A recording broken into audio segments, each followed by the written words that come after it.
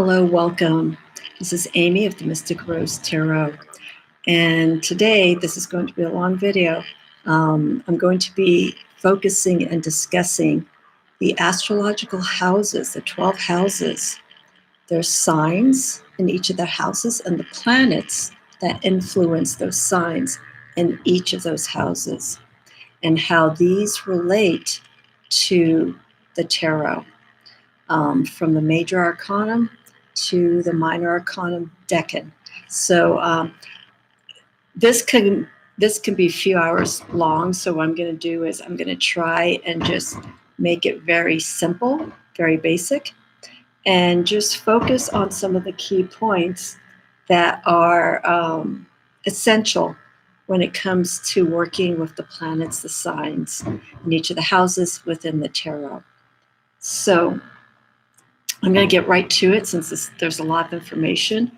And I'm going to be also showcasing the cards that are related in each of the houses. And I'll probably deviate a little bit during the conversation because I have my notes here, but then other things come up in my head while I'm talking.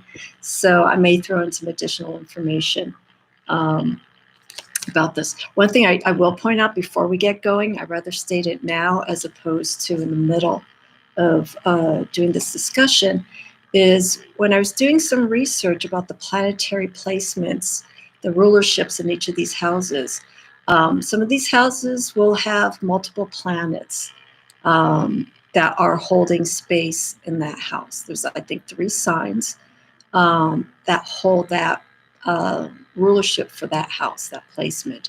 Now, when looking online, I came across an article. I do not remember where it was, but they actually placed, I'm trying to think which house it is. I think it's the house of relationships, which is normally assigned, that's the 7th house, which is normally assigned to the sign of Libra and the planet of Venus, but somehow this was associated with Mars.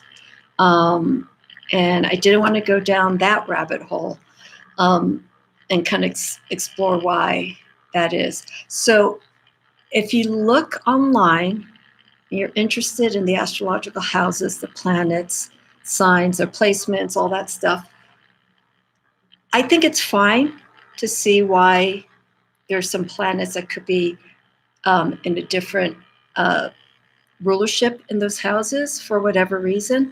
But I want to stick to this because by keeping the planets and the signs assigned to each of these houses, traditional Western astrology, it translates easier when working with the tarot, with the major and minor arcanum.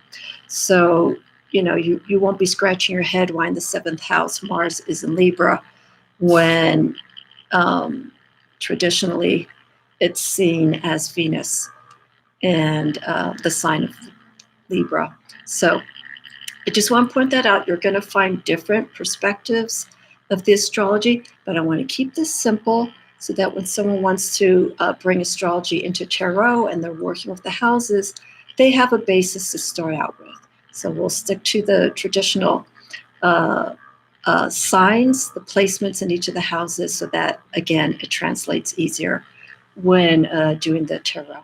Okay, so I'm going to show you 2 charts that I have, and they come from 2 different sources, and I put the link in the description. First one is it's a general overview, and I'm not set up as of now to have a split screen and show these charts. So I figured let me just go ahead and put the links in and you could see it yourself. You can write notes as I'm discussing this topic. So the 2 sources, the 2 wheels that I have here is one that I saw from the Tarot Lady. She's known as Teresa Reed, but the Tarot Lady, it's www.thetarotlady.com, and she's been in the tarot astrology circle for many decades, at least 30 years. So she's reputable. I've attended one of her workshops, and She has a really strong Spitfire personality and gets right to the core of things. So it's really nice to read some of the articles she has. But she also offers courses. And she had this chart online. So as you can see here, and I downloaded it. It's a downloadable chart. The Astrology Houses. And so as you see here, we go from 1 to 12, and we start in the at the beginning of the astrological season, which we're about to start in a few weeks for Aries. And then we go all the way down to here when we start hitting towards Cancer. And then we start going over here, relationships for Libra, the 7th house. And then we start winding up here for Capricorn, the 10th house. And then the 12th house for karma. So here we have keywords to give an explanation of all these houses, the personalities, and how the signs and the planets are influenced in this house, in these houses specifically. And I have my notes here, so I'm gonna break this down individually, but just to show you. So this is a good reference guide. I like stuff that's very simple to start out with, and then as I'm learning, there are many charts, and they incorporate elements, other influences. So the charts, the pie charts can end up being quite substantial. This other chart that I have here comes from my very first tarot book to introduce me into working with, working with the arcanum. And this is by Mary Kay Greer. I recommend this book to everyone who just wants to start because it is a workbook.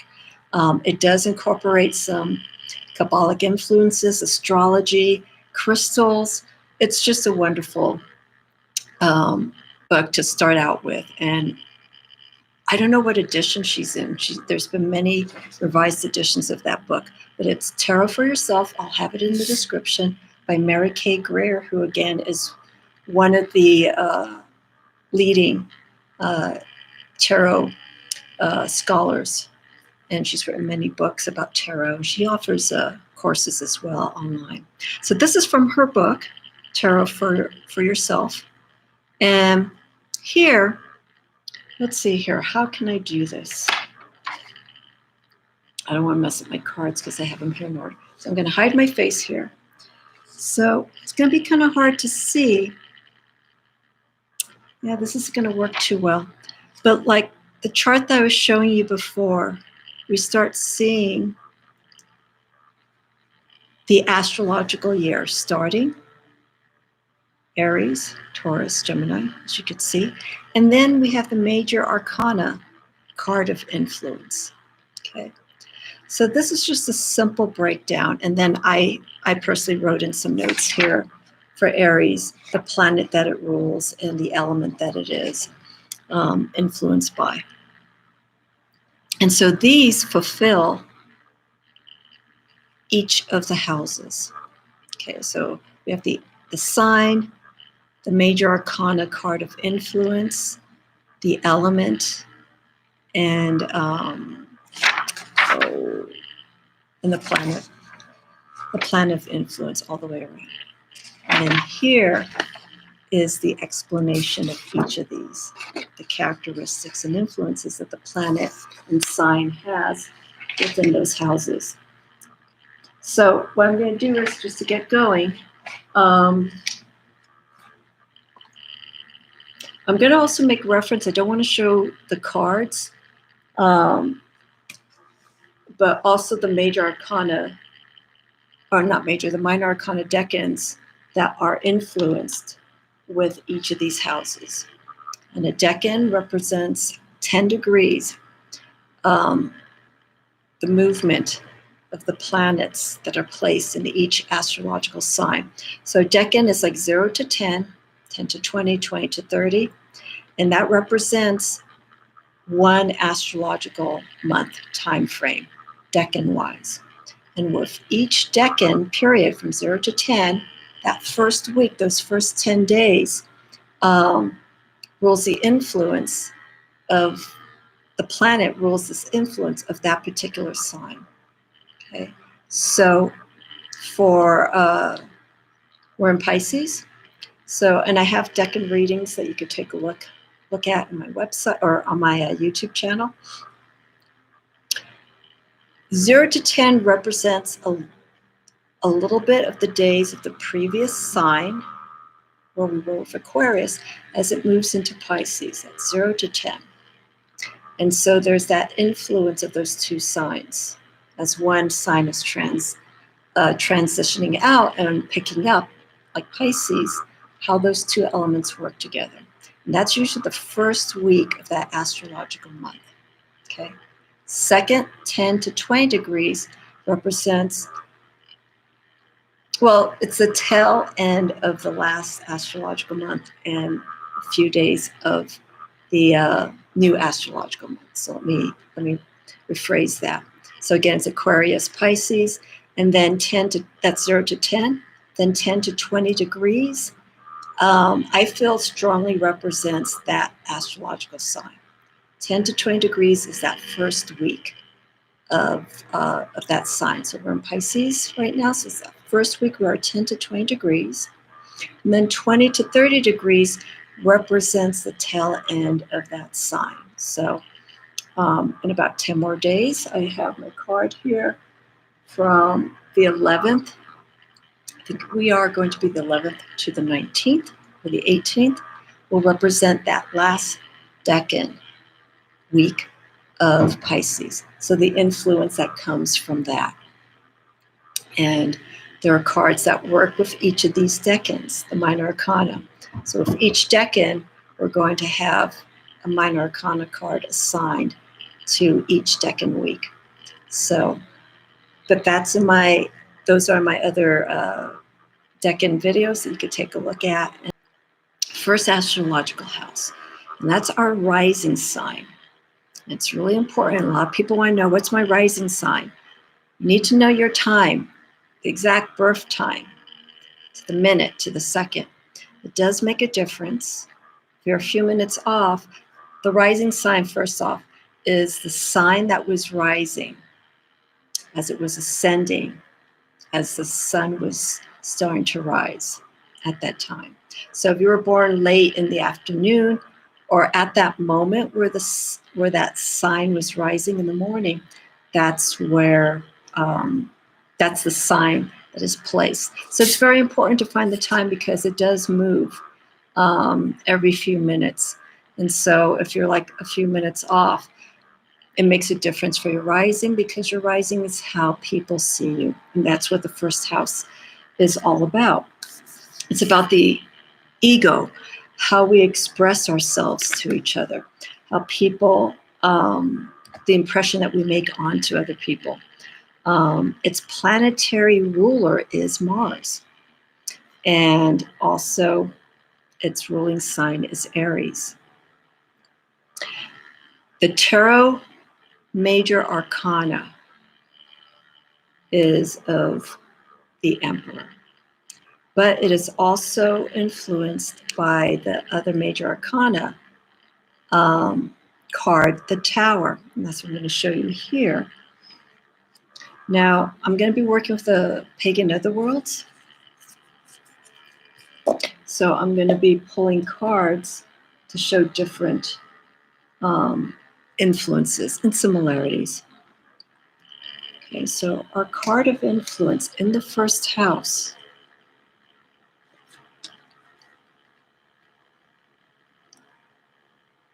is the Emperor. So the Emperor we see as someone who is the leader, getting things started, and that's the other thing we have to keep in mind with the first houses. The first house, it's the angular houses. Every other house in the 12 astrological houses are angular, succedent, and then cadent. And so the angular houses are every other house, and they represent the beginnings, the start of a project, the start of creating something, the building. And so with the Emperor here and the Mars influence and the sign of Aries, we find this influence very strong in the first house. And it's our personality. And so in the first house, you will see when you look at your chart what planet and sign your first house is in. Not everyone has their first house in Aries and the influence of Mars. The first house could be Libra and Saturn.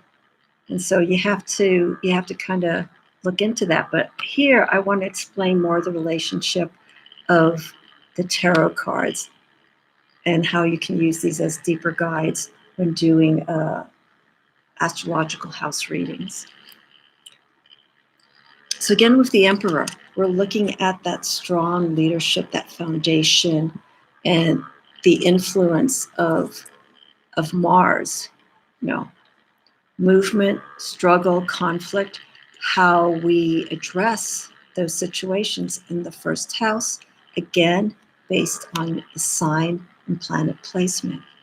But always use the influence of the planetary rulership of Mars and the sign of influence Aries as a guide when it comes to exploring the different placements of each of the houses, the signs, and the planets.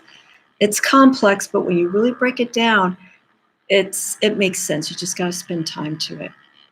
The Tower is the other card associated with Mars. So we're seeing here, what's interesting with this card is with the Tower, we're actually seeing the action take place. Okay. The Tower is of something unexpected happening, how we handle those situations. Okay. And the Emperor, with the influence of Mars, will look at this situation here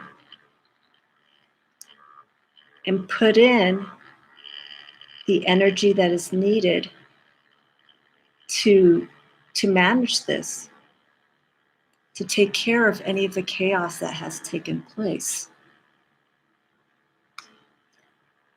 and what to take from it and how to apply it on the next part of the journey. So the Emperor is that personality, which is the first house. It's the impression that we make onto to others, the self, how people see us, how we behave, how we move. All of that is the influence of the first house. The decans that are assigned with this house, the first house, are 2, 3, and 4 of Wands. Okay, and I'm going to leave this on here because it's going to take a while. So here we have the 2 of Wands, 3 of Wands, and the 4 of Wands. Okay, so with this kind of movement that we're seeing in this first house is showing the energy. Remember what I was saying? Aries is the initiator. It gets things going. It starts putting that foundation that's needed to keep that energy moving. It's a support group of people that will help reinforce the actions that the Emperor is taking. So that's all part of the first house. Okay. So I keep looking back because I have this in a specific order and I cannot mess these up. Okay. So that's our first house. Okay, and just to recap, first house deals with the self, impression that we make onto others, our movements, our actions, how we come across to people. Its primary planetary ruler is Mars. And the sign that influences this first house is of Aries. Okay, and then we have the influence of the Emperor related to related to Mars. And then we have, or related to Aries, I'm sorry. And then the tower is that energy. We saw the breakdown of that structure. This is the Mars influence. This is showing the action and how the Emperor, or the Aries influence, handles that situation. Okay, so that's our first house. And then we have 2 to 4 of Wands to represent the minor arcana, decans. Okay, so our second house.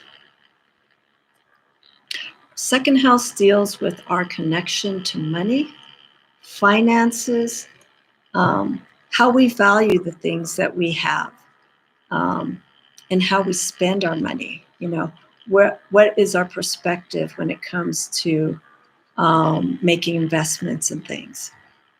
And so in the second house, it is ruled by the planet Venus, and the sign of influence for the second house is Taurus.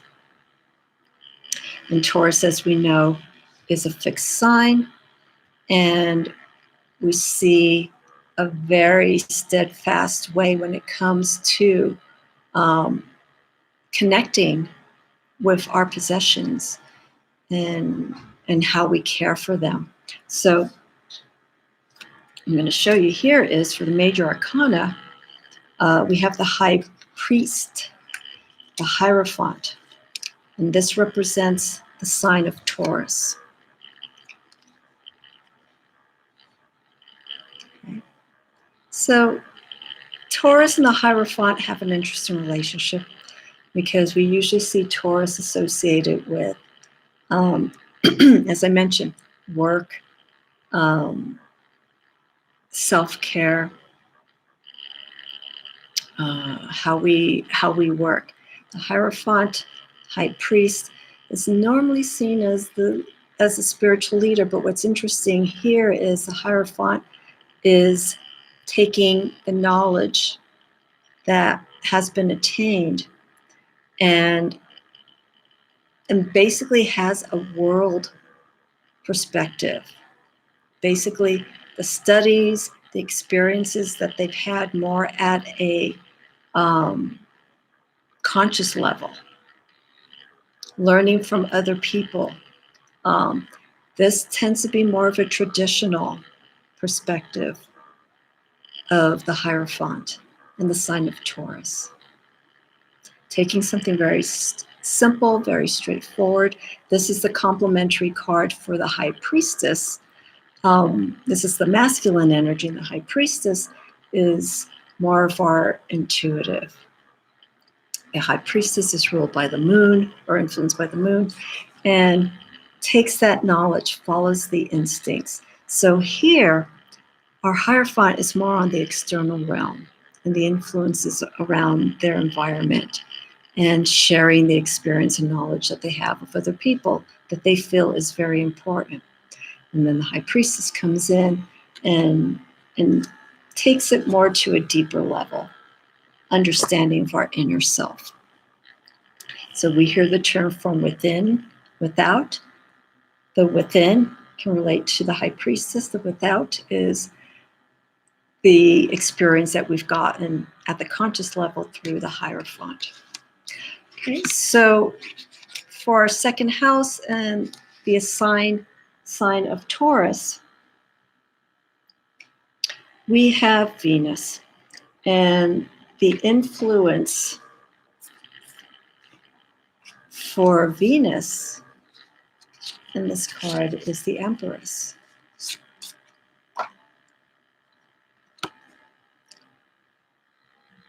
And the Empress deals with abundance, fertility.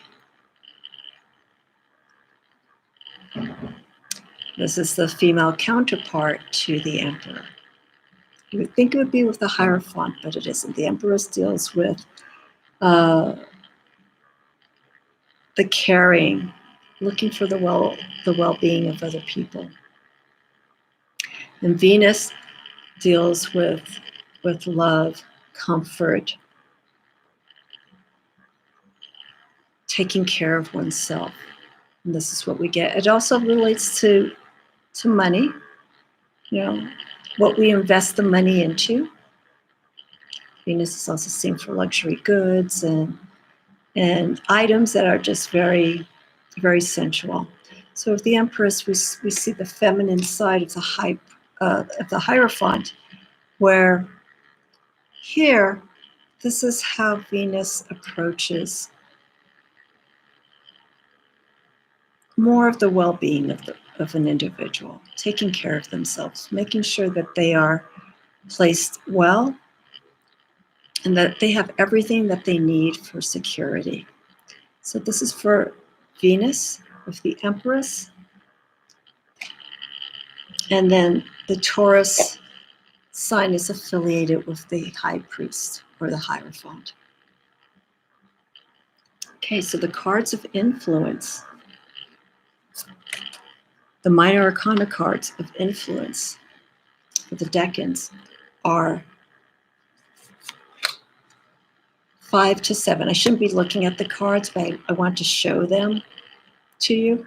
Okay, so I have notes. I have little stick-it notes on these cards. I don't want to remove them, so I apologize for that.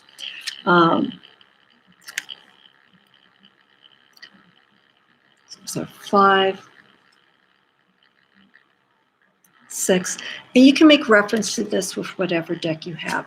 I think when it comes to working with the decans, specifically, it's good to get a deck that has more of a traditional feel, something very simple. It could be pip oriented like this, like the Pagan Otherworlds. But sometimes we get into decks that have modern influences and backgrounds, kind of follow astrologically with it, unless it's a deck that was created specifically with astrology in mind. But I'm working with the Pagan Otherworlds because I'm keeping with the system that I'm showing you here with the Golden Dawn astrological correspondences for the minor arcana. And so it keeps the flow going. So the minor arcana that I'm talking about in this video is from the Golden Dawn perspective. And so the decans will be in this order. Another thing I want to point out with the second house is that with the 5 to 7, we'll start seeing an order. We have 2 to 4 of wands with the first house with the planetary influence of Mars. The minor arcana 2 to 4 represents, again, the starting of a new season. It's a cardinal sign 2 to 4. 5, 6, 7 that we see in the decans represent the middle part of the season, which Taurus is. It's the middle part of spring. And then as we go through the houses, we'll start seeing a pattern where the numbers change, and so does the element influence based on the suit that the card is placed in. So if you have any questions, please leave in the comments, and I'm happy to clear anything or maybe do a follow-up video for this, but this is going to be a long one. So let's go with our third house. The third house is ruled by the planet Mercury. It is held in the sign of Gemini, which is air. And so we have the mutable part of this house. Our second house was fixed, so everything is pretty much how we are, how we work with our possessions and our relationship with what we work with and what we earn. The first house is the beginning. So we start seeing the story build, start seeing how we approach things and how we work with it. Then here with the third house, for Gemini, we start seeing how we communicate, how we connect with other people. And here we have the Lovers. Let me move my finger here. So here this deals with relationships. Now, this is the meanings behind the Lovers and for Gemini, I should say, and Libra are a little bit similar, but they take on a different context. With the Lovers, when it comes to partnerships, because Libra is also seen as partnerships, that deals more with relationships, how we interact with people, like on a one-to-one basis. Here, the communication that's being used in the third house is how we are trying to express ourselves at a mental level, how we get our ideas across, the thought process, the manner how we communicate. It also relates to our childhood and the influences that we had back then, like our early education, what we learned and how we learned at that time. And as we go through the houses, how that's applied into our adult years. So again, with the third house of communication, it's more how we rationalize, how we think things, and how we express that to other people in various circumstances, work, relationships, so on and so forth. Okay, so there's no double ruler of the third house. As I mentioned in the video, there are some signs that have a double planetary rulership, and that comes a little bit later. Gemini, it's a mutable sign. Gemini being mutable, adaptable means that they could sort of work with their situation and somewhat, I don't want to say with ease, can make choices accordingly based on the circumstances, and they can pretty much will switch their way of thinking to fit the circumstances that they're in. So the decan, the minor decan for this is 8, 9, and 10 of swords. Okay. 8. Okay. Many people know in the suit of swords, it's a challenging suit. And this holding placement in the third house of communication further accentuates some of the challenges and some of the ways to overcome the way of communicating. Okay, I have 8, 9, and 10 of swords. You know, these deal with all sorts of forms of deception, coming to uncertainty in certain situations. But again, the planets and signs of each of these houses are what they rule. So when you look at your chart, okay, as I mentioned, our third house, if your third house has, let's say, Taurus and Venus, then it's going to show your relationship in that third house of communication with the influence of Venus and Taurus. And those two signs go good together when it comes to placement of the third house. But you have to be careful again. It depends on the degree, the position of where the planet and sign was, the time of birth, and in the house. So it adds on. And that's why I want to keep this simple, because I don't want to start going into explaining how to decipher astrological charts. They're all the apps that are online that you can look for and explore that. But I want to keep this, again, back to the houses. So that was our third house. Recapping, communication, that's the key for the third house. How we think, how we rationalize things, how the manner, the way that we communicate with people. Our childhood, our early education, you know, how we learned at an early age and how we apply that as we go into our adult years. Our adult years, and then as we get later into the charts, the last few signs, we start seeing the responsibilities that come into play as an adult into our elder years, retirement years. Alrighty. Okay, so again, it's ruled by Mercury. The astrological sign associated with the third house is Gemini. And 8 to 10 is the decan. Actually, I take that back. I just remembered. We have the magician. We have the magician. So sorry. I didn't see my writing very clearly. We have the magician here who is ruled by Mercury. And this card shows the action. Okay, so remember I was showing you with the lovers, Gemini, the way the relationship is for communicating. And here, the planet is the action, the magician.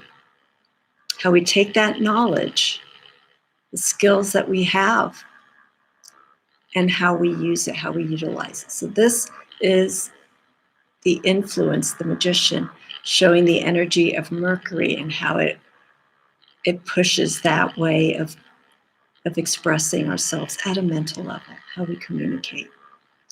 Skillfully, very direct, very clear. And again, in the third house, it affects the planet and sign that you're in at that time. So it's going to be different.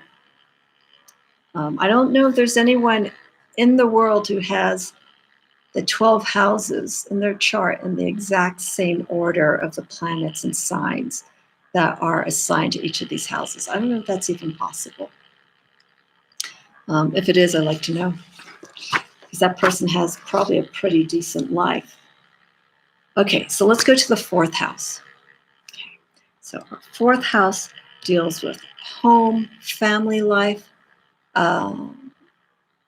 more of a domestic environment. And let me get a little bit more water here.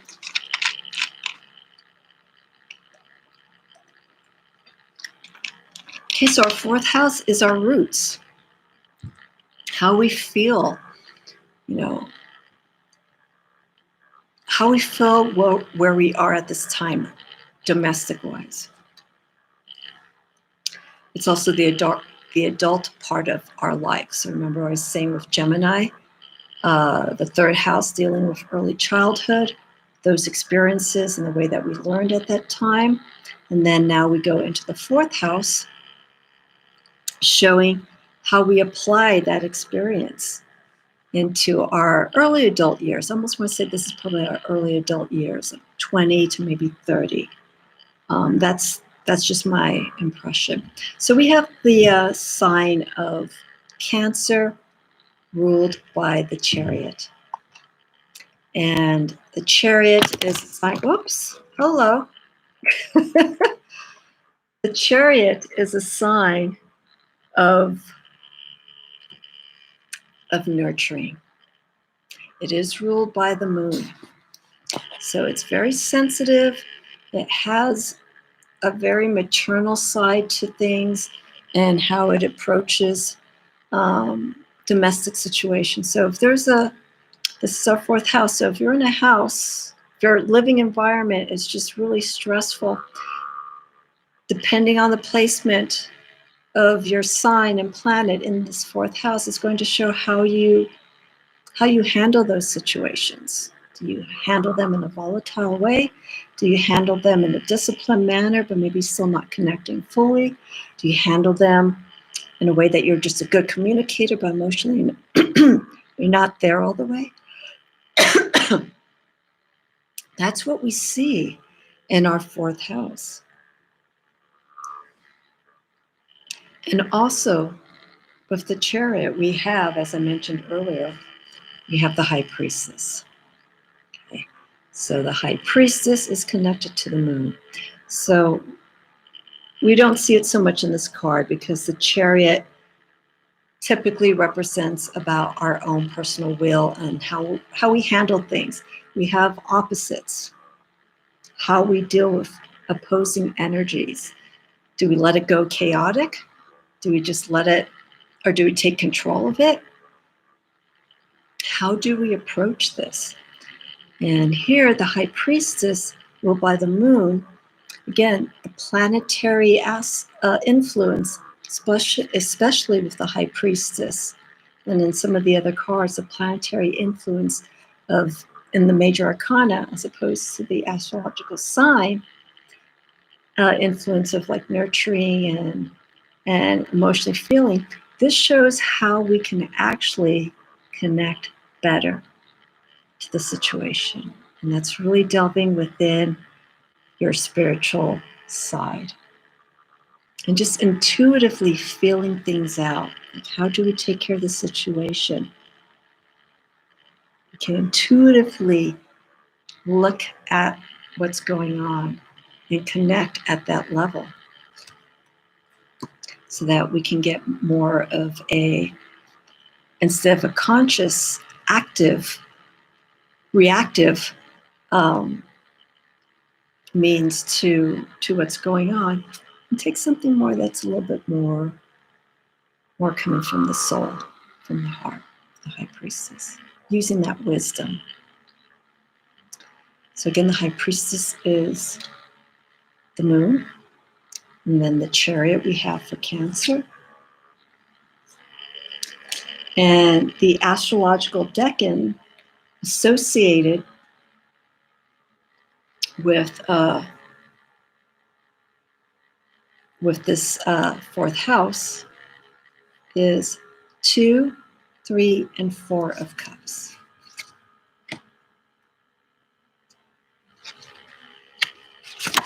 Oops. So here's our 2 of Cups. I'm sorry again, but you can sort of see transparency.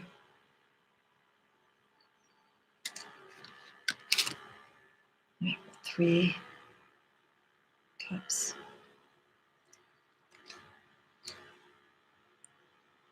Okay, and again, take your tarot deck, try and get a deck that is pretty simple, straightforward to follow when it comes to working with the decans. And with the 2 to 4 of Cups, remember I was saying this, that Cancer is a cardinal sign, Aries is a cardinal sign. This is now the second, is it, angular house? Represent where in that wheel. And you could tell by the seasons. Angular houses are the cardinal signs. Aries, representing spring. And then our second angular house represents summer, start of that season, and that's where we get the influence of Cancer and the Chariot card. So during that time, that astrological month, if you want to work with the fourth house, use those minor arcana decans, 2, 3, and 4, which will be that last part of Taurus, or I'm sorry, last part of Gemini, early part of Cancer. That would be the 2 of Cups. 3 of Cups is that very first week, which is 10 to 20 degrees in Cancer. And then 20 to 30 degrees is that last week of Cancer, which would be the 4 of Cups. When you go through the decans and the signs and the planets, especially with the tarot, you start getting used to it. Also, I want to point out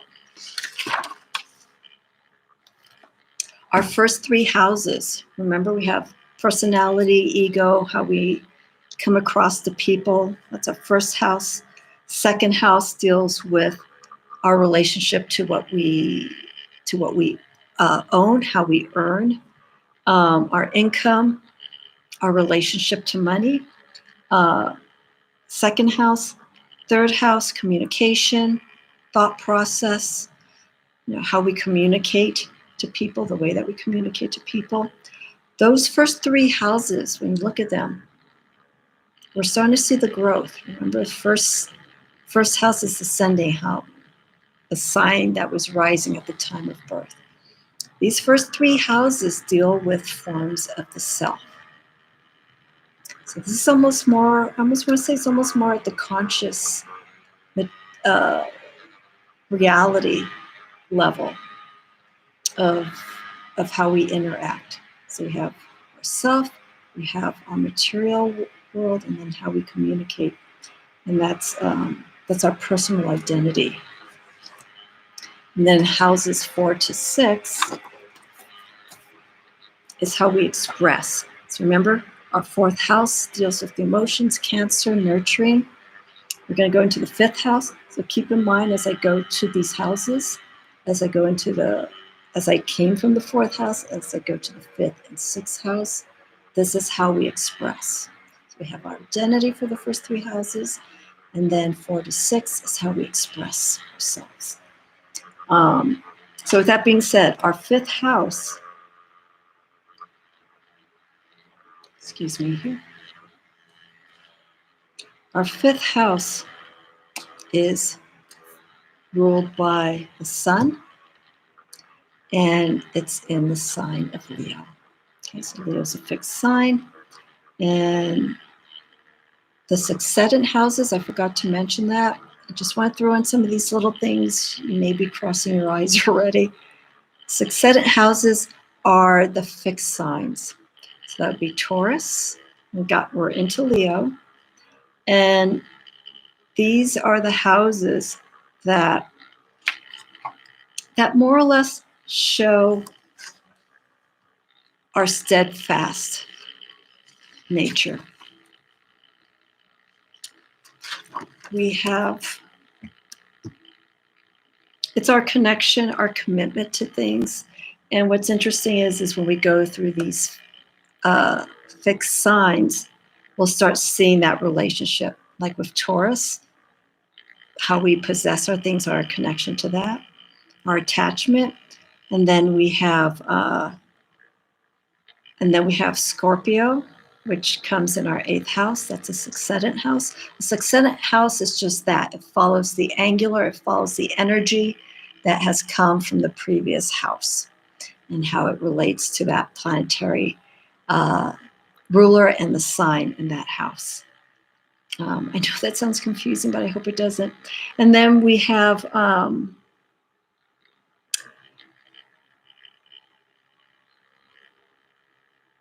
interaction. And again, the commitment to things. So those are the Succedent houses. Those are some of the characteristics of each of these signs. And those are Taurus, Leo. We're going to go into Scorpio, and then, of course, ending with Aquarius in the 11th house. So let's go back to our 5th house. A lot of information. So with our 5th house, as I mentioned, it's ruled by the sun. The astrological sign of influence is Leo. And Leo deals with magnetism, vitality, creativity, how one creates, and actually what makes you the most happiest in this house. 5th house is self-expression, pleasures, what interests us. And the major arcana influence of this is pretty straightforward. It is of strength. I'm going to show the sun. I'm going to put these two together. So Leo deals also with courage. And the sun, as I mentioned, the planetary influence. Planetary influence is that energy. It's what moves the sign. And again, depending on your planets and sign placement in each of these houses, it's going to indicate how that planet moves, the influences that sign. But here in our 5th house of creativity and how we express ourselves, our interests and stuff, we see a lot of strength. We see courage. We see self-belief. The opposite of that is, it's the weakness. It's also ego. You can have too much of inner strength, inner confidence, and that could just be counter to what Leo is primarily known about. They're steadfast. All the fixed signs are steadfast. Their element is the only thing that changes it. So with Leo and the sun, they find something that from their heart means so much to them, and they put all of that energy into something that they really believe in. And so that's where the sun, planetary influence of the sun, comes in.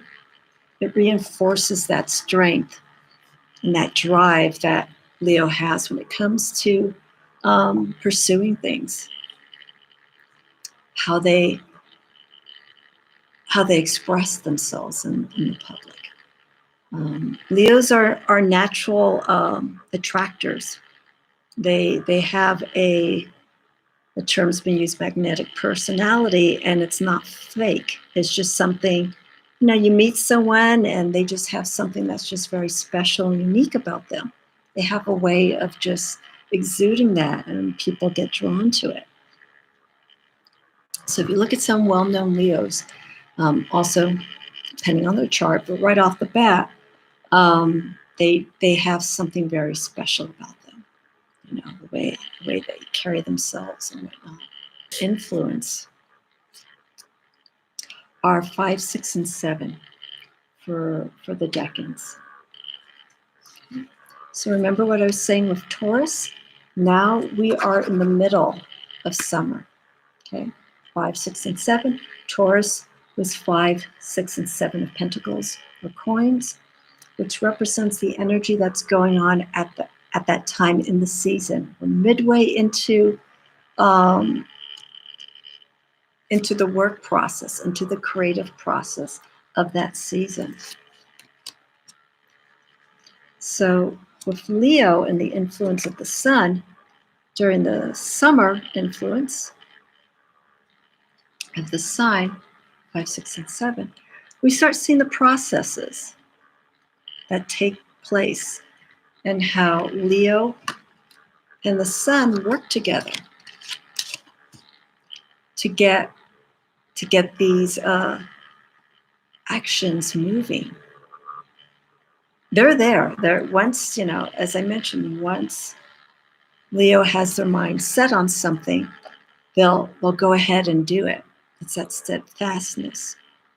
But they also have to be careful not to get too over the top with their excitement, because what you may be seeing could be different from what other people are seeing and experiencing. So just when we have a fiery sign like this of Leo, it's learning also how to contain that energy. The same with Aries. Aries is a fire sign. We have all that strength, that creativity, the strength that we get here with Leo. We have that excitement, that zest for life and stuff. Gotta learn how to maintain it. You have to learn how to control the fiery energy. You don't want to go too overboard, and you don't want to go under. The same applies to all these astrological signs and their elements. You don't want to be too grounded where you're not moving, and you don't want to be in a position where you're working yourself too much, and that counters the balance and the stability that we see in the earth signs. And the same with the air signs as well. Mutability is fine, because those signs that are mutable, like Gemini, can sort of work with that. They're neither stable nor they're over the top fiery. They just kind of go with things, and they'll determine how much energy needs to be put into it based on the situation. Okay, so with Leo, let's recap with our 5th house. The 5th house deals with self-expression, our creativity, pleasures, how we create in that house,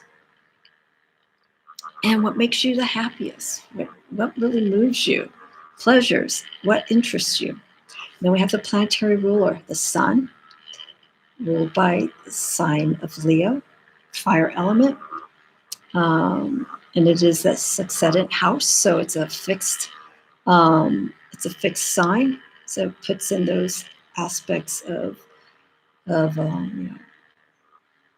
stability and steadfastness into what we do. And then we have the major arcana, strength, courage, And then we have the vitality aspect of the sun, excitement, what thrills us, what pleasures we have. It's just in the fifth house, it's how we work with those energies, what moves us. And that's what the fifth house is, the self-expression, the creativity. Okay, so our sixth house is ruled by Virgo. So now we are going into, this is the second mutable sign. Our first mutable sign is Gemini. So Gemini's air. Second mutable sign is in the sign of Virgo, earth sign. And the sixth house is work, our approach to work, health, how we take care of ourselves. Okay, I mentioned with Taurus in the second house, it also deals with health, but more like exercise. It's more like taking care of this. But here with Virgo, because Virgo is mutable, it is ruled by Mercury.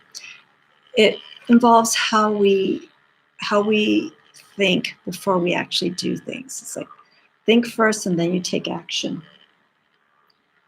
It's your work environment in the sixth house, how you do your everyday tasks. What's your motivation when it comes to doing your everyday tasks? It's also ruled, the sixth house is also ruled by pets.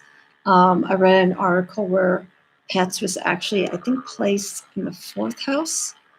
I think it was the fourth house. So that's what I'm saying. When you go online, you're going to see different interpretations, slightly with some of the houses and the meanings and what falls in each of these houses. But we'll stick with the sixth house for pets, our interaction with them, how we connect with them. Me personally have quite a bit of stuff going on in my sixth house with Virgo and also the planets that are placed in the sixth house. Our major arcana card of influence, okay, is Virgo. It's the Hermit, which is influenced by Virgo. And then we come back again to the Magician. So our Magician, again, it's how we apply the skill of Mercury, the thoughts, the communication, the rationality, how we analyze things, which are all characteristics of Virgo. Virgo deals more specifically. It's an earth sign, so it really has to be certain that it's gone through everything with a fine-tooth comb. It really looks at everything inside and out. And it selects what's needed from that will be in their best interest, and it will remove what no longer will benefit the situation. So then with the Hermit is in relation to Virgo and in the sixth house. Let's use the meaning behind the Hermit. The Hermit is self-reflective. It's looking for guidance. This is almost the softer side. I almost want to say this is the inner aspect of Virgo. And looking for that wisdom. What's the best thing of information that will come into the Hermit to get that knowledge? What sources will it take so that it can learn from? And again, using the skill, the Magician. Really taking that time, really paying attention to what's going on. And in the sixth house, you can apply this with the influence of the Hermit.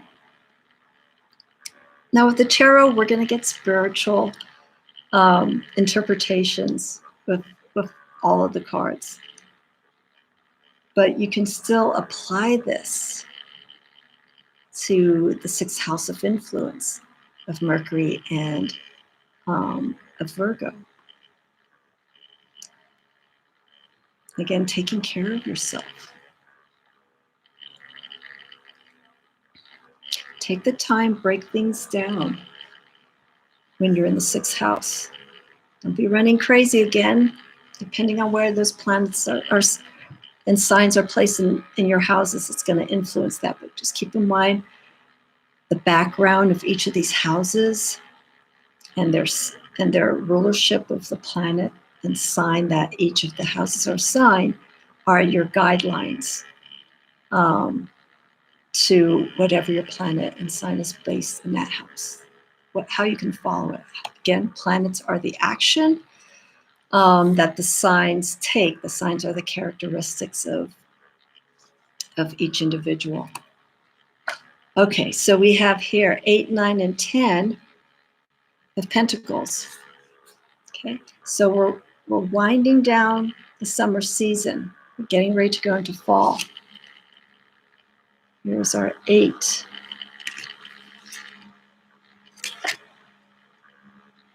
9. And 10 of Pentacles. So at this point in the season, as we're getting towards the tail end of summer, early part of fall, during this time of the year, it's a season of Lunisad, Lammas, harvest. So 8, 9, and 10 of Pentacles represents from the time of Taurus, Gemini, Cancer, and Leo. During those 3 astrological months, what has been done? What has been completed? Using the earth element, what's all the hard work that you put into? What's the outcome? What is the results? And that's what we see here with the sixth house. Our work, our effort that we put into our work. Taking care of ourselves, all of that. So I feel with the Virgo, sixth house, Mercury influence, being more mindful of our actions and what we do. But also with the being a mutable sign, giving some play for the situation. It's the earth sign that will allow that kind of flexibility. It can work. It'll give some give and take. While Taurus and Capricorn, Taurus is very fixed. Once they're set on something, they're going to do it. It takes time. Capricorn deals more with discipline, and it's a cardinal sign. We'll get to that as well. So it's all the approaches that each of these signs take in the houses and the planets. Okay, so we move on now into fall.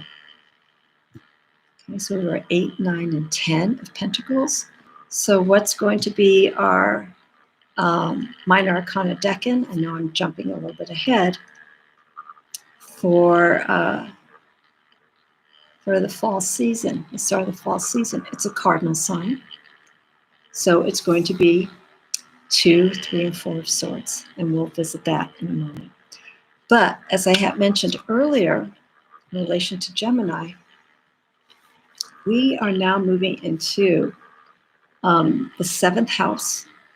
This is a house that a lot of people who follow astrology kind of like to keep an eye on because it deals with marriage and partnerships, how you relate to someone on a one-to-one basis, friends, enemies, business associates.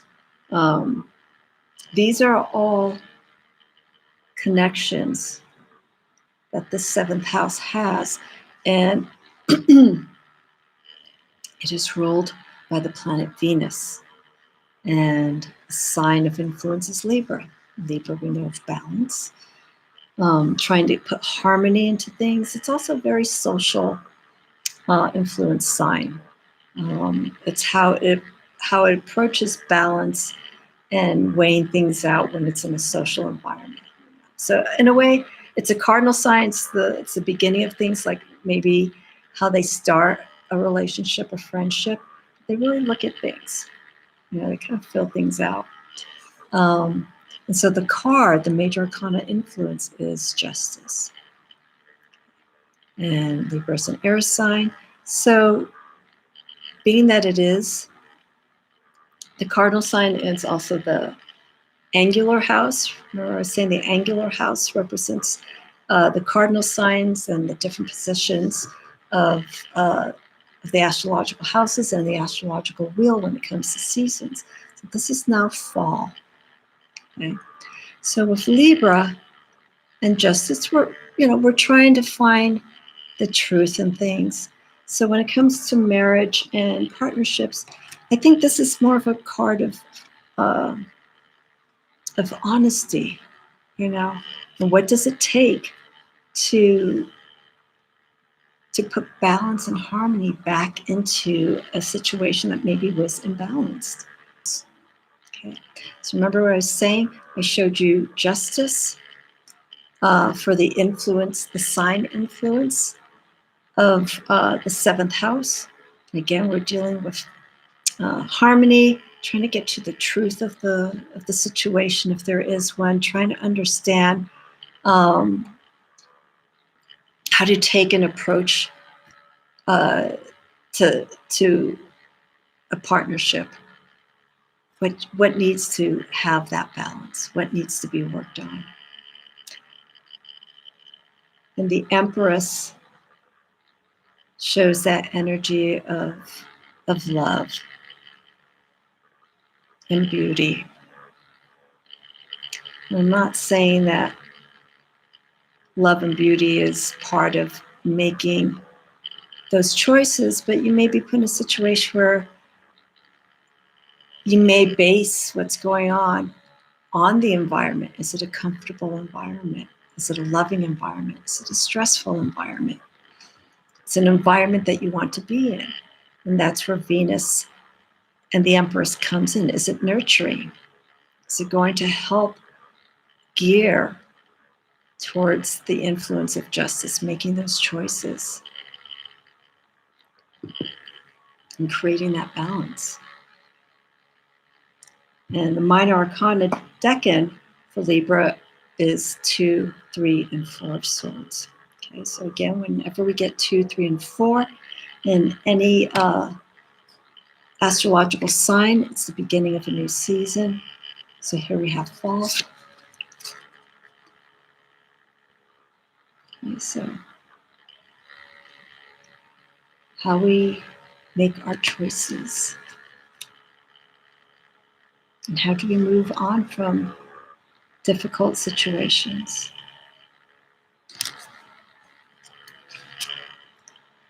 Seeing both sides. What's the good that can come out of the circumstances? So again, with our 7th house, we're finding balance when it comes to marriage, partnerships, close, intimate relationships. Is also part of the 7th house, and how all that energy is influenced. And again, how we see the environment that we're in, and is it going to benefit yourself? It's going to make you feel good. Okay, so I had mentioned earlier, our houses 1 to 3 deal with our personal identity, self, communication, our material, our relationship to material things, how we earn them. 4 to 6, houses 4 to 6 represent how we express ourselves, and that's through home, family life. The 4th house is Cancer, the Chariot, and then the High Priestess, the Moon, the energy that we can use to kind of use the personality of Cancer and kind of feel the situation and how we can work with it, calming the waters, managing 2 opposing different sources, things are coming all over your place, kind of managing that in a very controlled manner. The 5th house is expression. So again, 4 to 6, personal expression. Leo is the ruling sign in the 5th house. The sun is the planetary house ruler, planetary ruler for that house, fifth house. The sixth house is of our work environment, how we express, how we communicate, not communicate, but how we make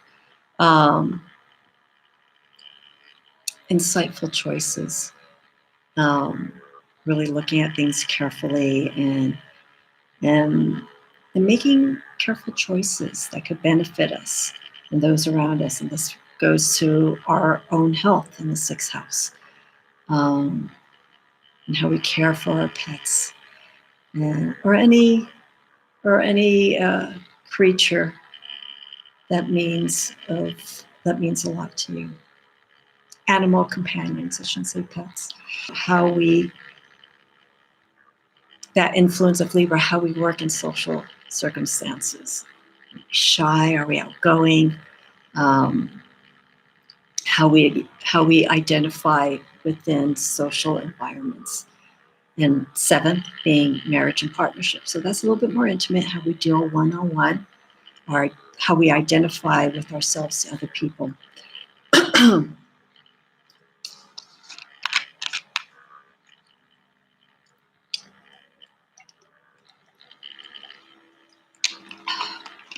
Okay, social identity, seventh house.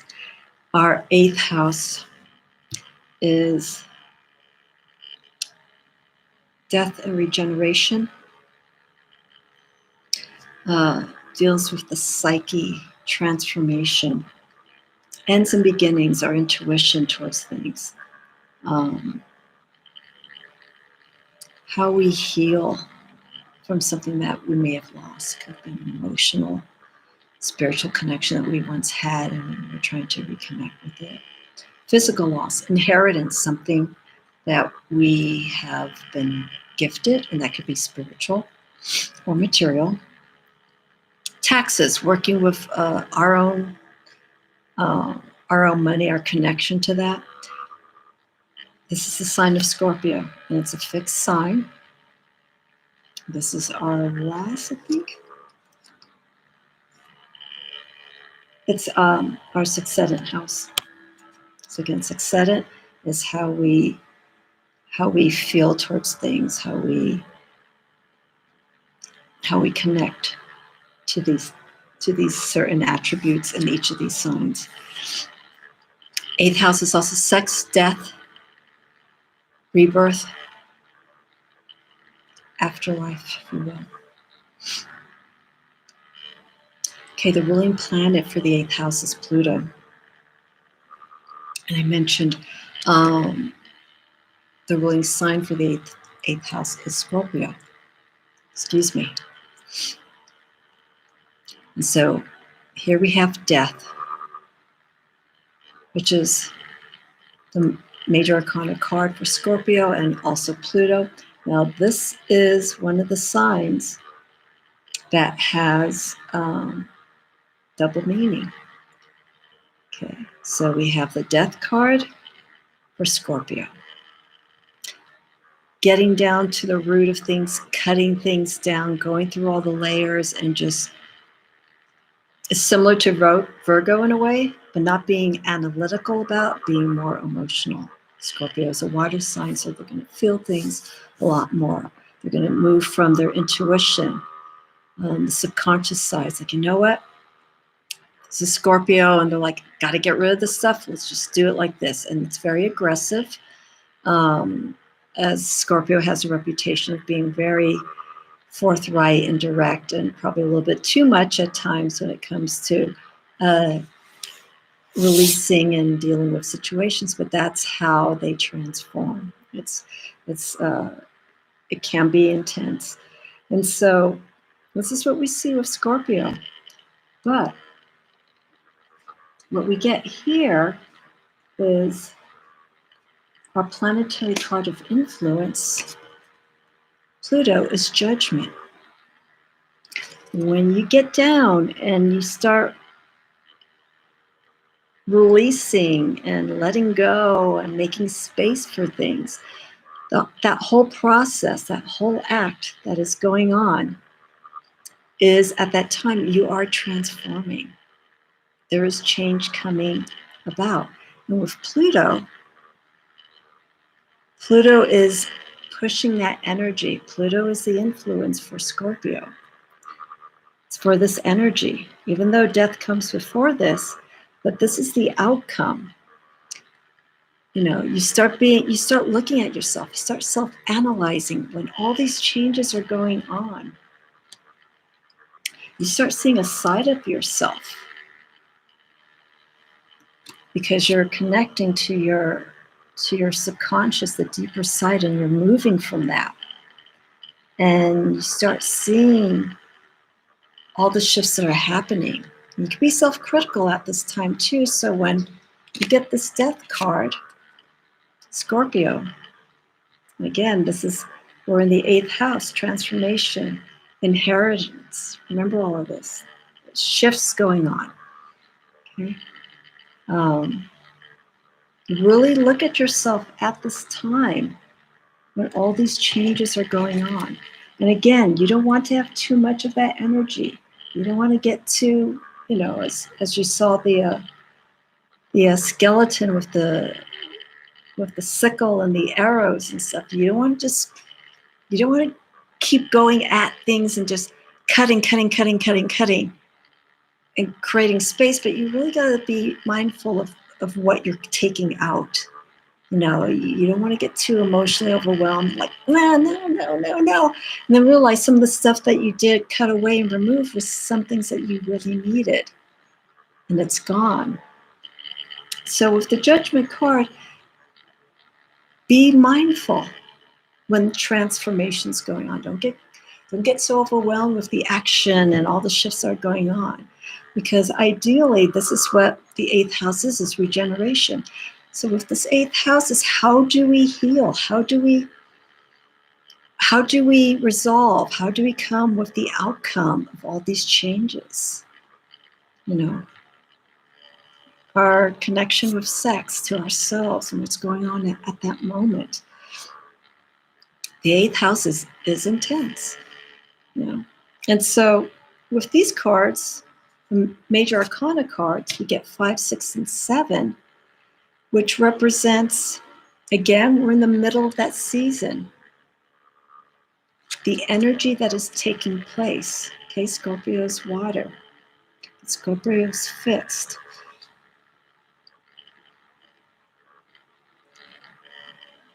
Memories, friendships, past, choices, things that could be enticing us.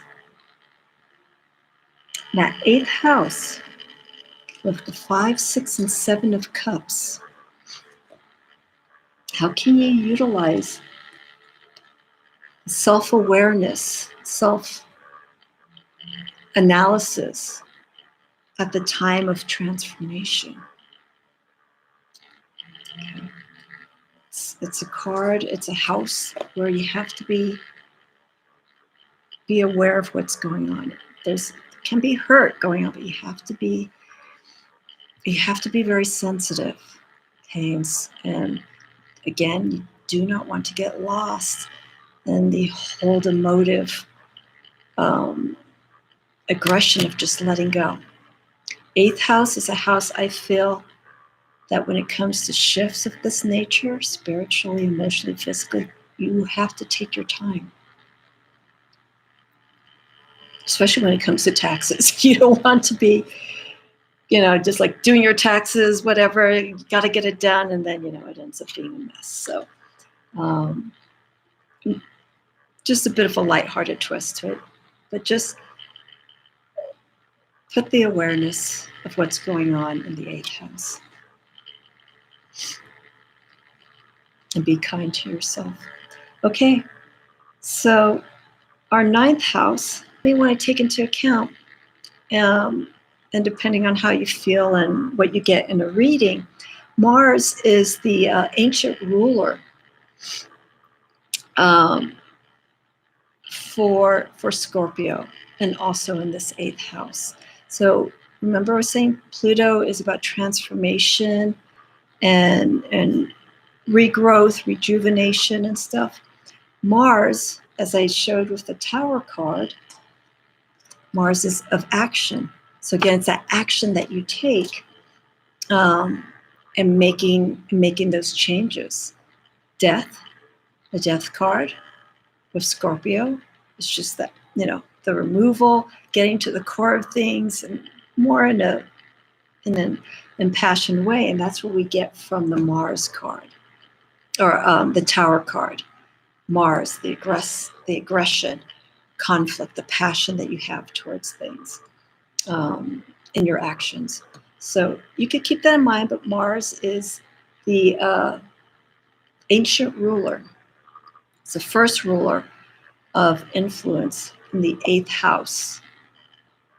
And then when the newer outer planets were discovered in the last, late 1800s, Pluto came in to take over planetary rulership for Scorpio and in the 8th house. But you can mix in both of those two in a reading because I feel they are important. They show the action of Mars movement, Pluto transforming in Scorpio, the intensity that they put into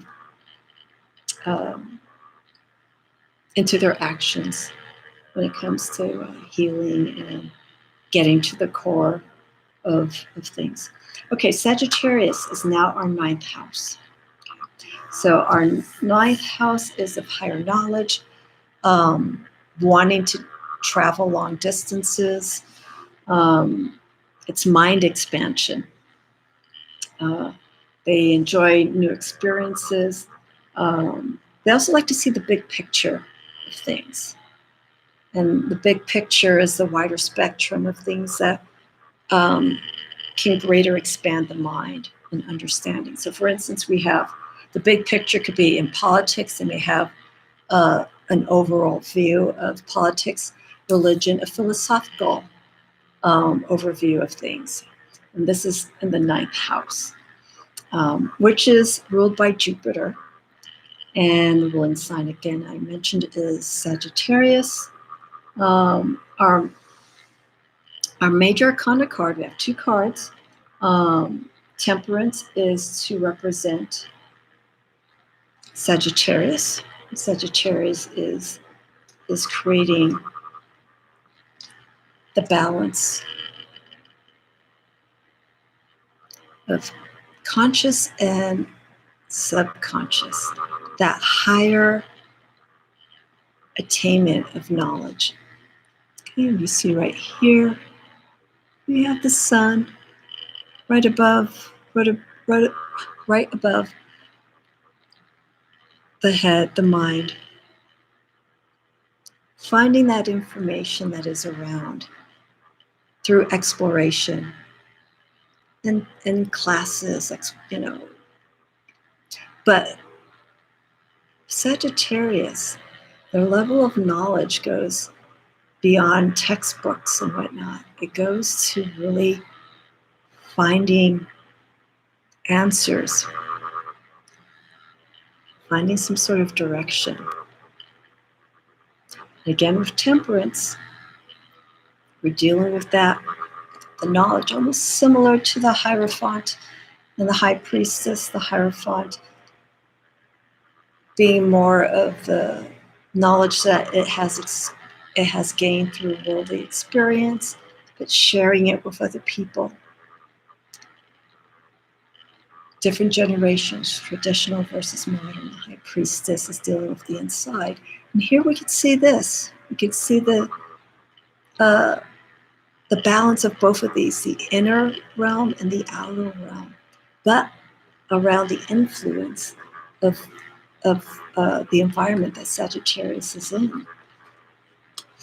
And by that exploration, by being placed in different environments and talking to other people, different cultures, helps them to learn a little bit about themselves. That's another form of higher knowledge. It doesn't necessarily have to be education. You get knowledge by being out in the world. And so I think for people who have quite a bit of Sagittarius or that Sagittarian influence in their chart tend to be travelers. They like to go and explore unusual places, to find some, not answers, but just to experience and just see what they get from it. And I think I open that realm for everybody. I think everyone should travel, I know, considering how things are now. But, if we get that opportunity to travel, go to different places, put yourself in situations where you can't speak the language, that's one way of growing in that way. Worldly knowledge, I guess, is the best way to also describe Sagittarius. Planet of influence is Jupiter. Okay, so this we see with the Wheel of Fortune. So the Wheel of Fortune is a fortune, but it deals more with our past actions. So Jupiter is of expansion, is of luck, is of abundance, but it's also what we had experienced. Do we have good experience? Do we have good lessons in the past that we've learned that we can apply? Being optimistic, being open to things. In doing so, by keeping that open perspective to anything. Wheel of Fortune is the card that I would like to say anything is possible. But also keep in mind where you came from to where you are right now.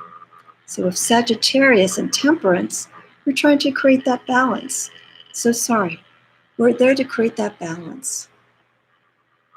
If past actions weren't good, but we're now in a better situation, what can we learn from that? And how can we keep that? How can we maintain that? And I think in doing so, we can maintain that by keeping an open mind, an open perspective of things. And that's what Sagittarius is all about. Expansion, exploration. Sagittarius, which is winding down, fall, the early part of winter. Our cards of influence are going to be 8, 9, and 10. Of Wands. 8 of Wands, we're starting to see the movement, things coming at us. 9 of Wands.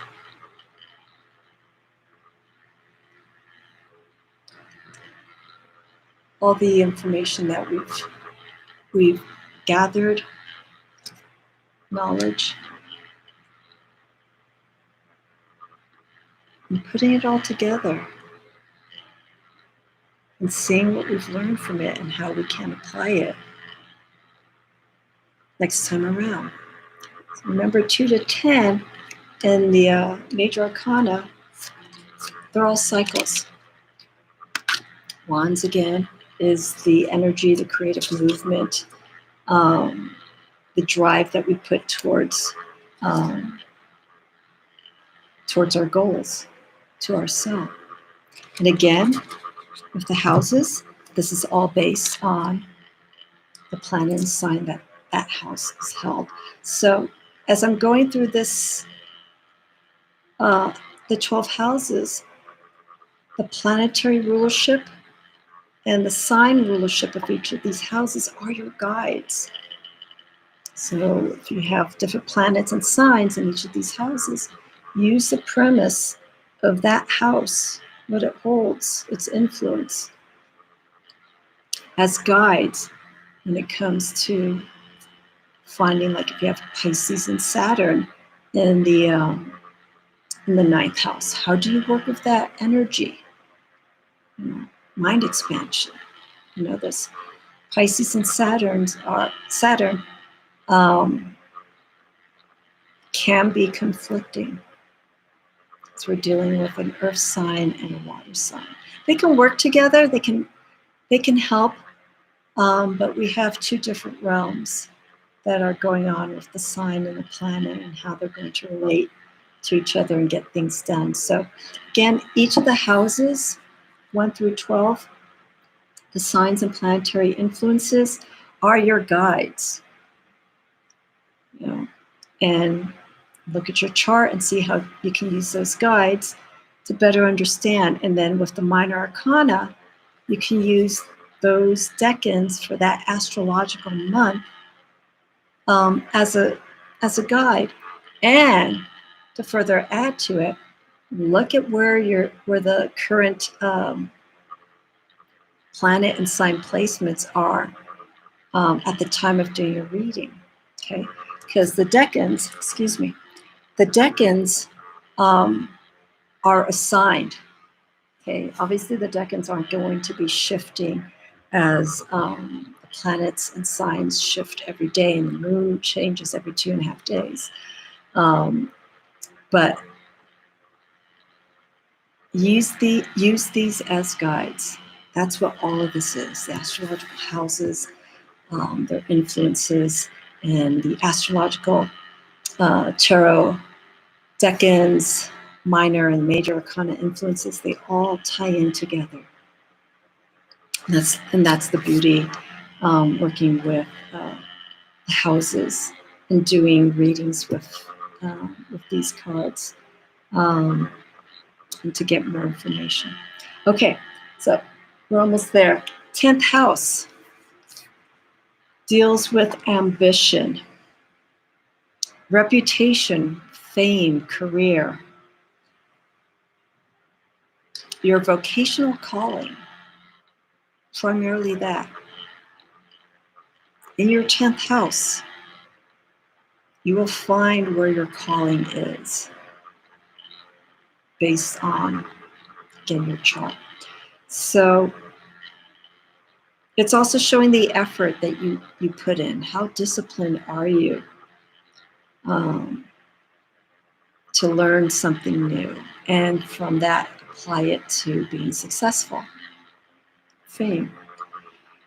Planetary rulership in the 10th house is Saturn, and this is ruled by Capricorn. And we're going to have, we're going to have 3 major arcana influences, or 2, I'm sorry. The first one is going to be the devil. And that is mine. Here it is. So this devil is the sign.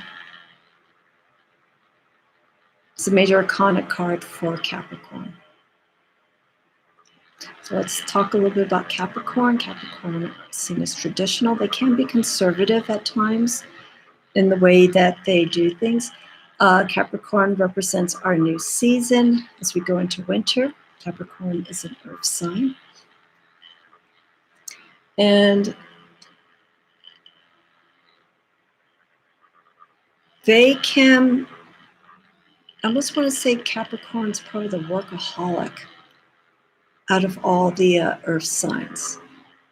Plus Taurus, Virgo, and Capricorn, they take different perspectives when it comes to work, when you really look at it. Taurus, once they put their mind on something, they finish it, but they finish it when they know it's ready. So that sign can be seen as a sign of patience. All good things come when they're ready.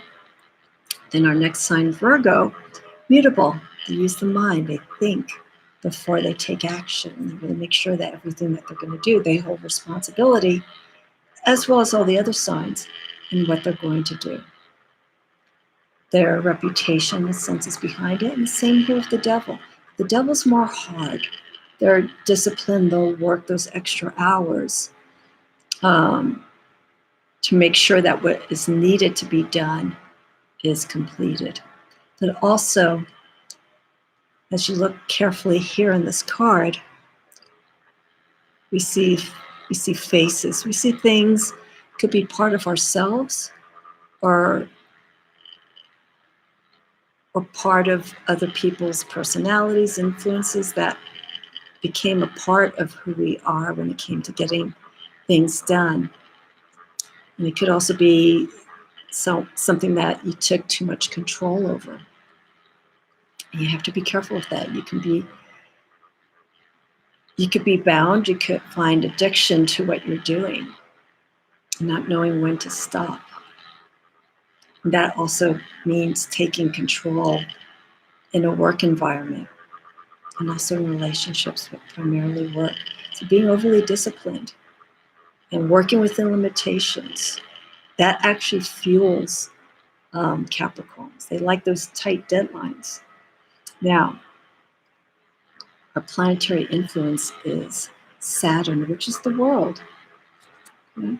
So as I mentioned with Saturn, we're dealing with restrictions, limitations, also karmic energy, what we've done in the past to catch up with us. Almost similar to Scorpio, but this is more, Saturn deals with the actions in the past and how they have influenced us now. Now here we have the World card. The World card is the last of the major arcana. It shows the outcome, if you will, the aftermath of the journey through the major arcana. The focus, the restrictions, the making of right choices, the doing of the right actions. Not too much of this, not too much of that, creating that balance and finding that happiness. Saturn isn't necessarily a negative card. There's just so much talk about Saturn, Saturn's return, karmic return. I feel when you have a planet, especially like this, and that it comes back into your life, it's just something, it's a lesson to be learned from and to grow from and how to apply it. So any of these cards that have a negative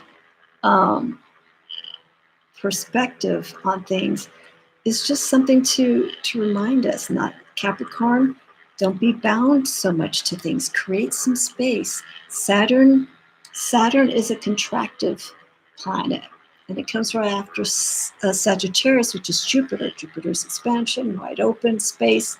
You don't want to have too much space. You want to, put some things in containment. While Capricorn is the opposite. Capricorn is just like rigidity. Doesn't allow a lot of movement. And that's where, again, with the devil, you can become tied down to something. And you don't want that. I feel with Saturn, its influence Capricorn, give yourself some space. Give yourself some time to get out of the environment that you're in. And to give the mind, the body, and the soul some space to breathe, And eventually what will happen is, if we have that containment so much, that pressure builds up. And that's when, negative things can happen. So when you start feeling that pressure building up, you got to give that space. It's like, whoa, too much. Turn things down. And move yourself out of that situation temporarily. In some cases, you'll know when it has to be a permanent move because it's not going to be of any service for you. And that's very important for Capricorn.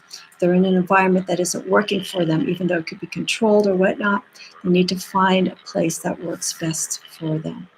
And for the most part, because Capricorn likes to take charge of things, they tend to enjoy working by themselves, in the sense like self-employed, but bringing people in that will support what is needed to continue their productivity and to have it grow.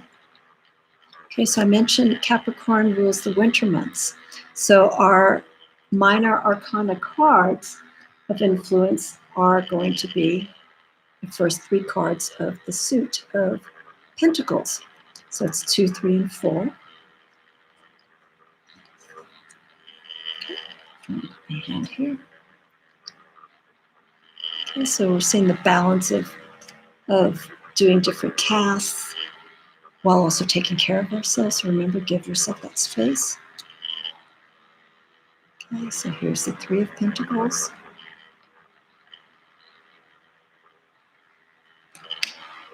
This is actually the last of our earth signs. So we start off with Taurus, 5, 6, 7. And then we have Virgo, 8, 9, 10.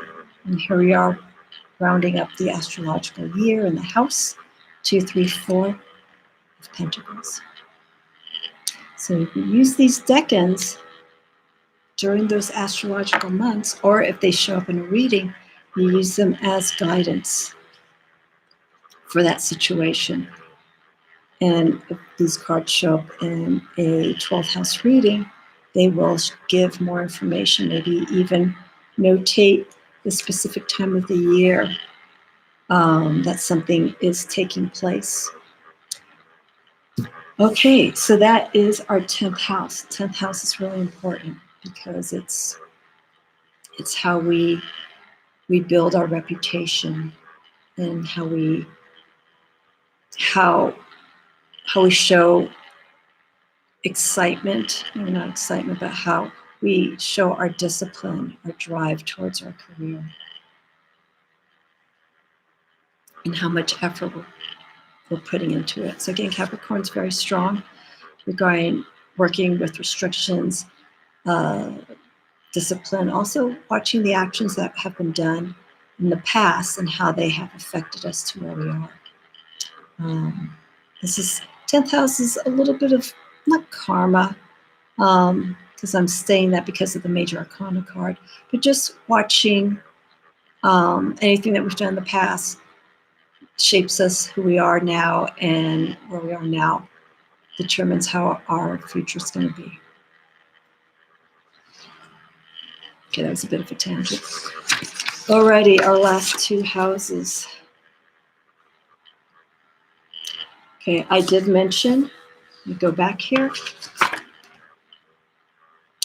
Remember, our houses 7, 8, and 9. Okay, 7th house was dealing with relationships, with marriage and partnerships. The sign of Libra, ruled by Venus. Our 8th house, this is a social identity. Okay, how we deal with things. I mean, the 8th house isn't really social in the sense because we're dealing more with inner shifts and transformation. But in a sense, those shifts will come out outwardly. And that's in the 8th house, what we want to show people. What's the shift that you've gone through? What have you let go? What's the ending? What's the beginning? Using your intuition, regeneration. So in a way, it's just representing the newer part of who you are in that 8th house and how you deal with the loss, how you manage it. And then the 9th house for social identity, again, represents what we've learned through experiences and how that affects us internally and how we can explore that with other people, and by being in different environments, traveling and being put in different circumstances to learn from. Okay, so that's our social identity, if you want to call it, between 7 and 9. And then our last 3 houses is how we express ourselves. Okay, so in our 10th house, that expression comes in the form of career, again, reputation, how we see ourselves. The major arcana card we got for two major arcana cards: the Devil for representing Capricorn, and then we have the World card for the energy, the earthy energy of Saturn. Okay, so not so much, Saturn again is learning from what we've dealt with in the past and how it's presenting us currently and how we are going to take care of things in the future. So when it comes to work, career, reputation, really be really take those actions carefully for where you are right now, because any choices that you make now will determine that future, the outcome. And you don't want it to be in a negative way. You want it to be in a way that shows, like, wow, this person did a lot of work. Look at that recognition. Okay, so our 11th house is,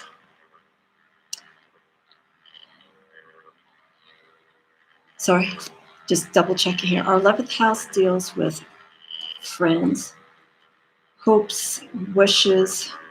This is held in the sign of Aquarius and the planetary influence of Uranus. Uranus is an air-influenced planet. Aquarius is an air sign. And we actually we could probably use 3 if you want, major arcana cards. The ancient ruler before Uranus came in for the 11th house is Saturn.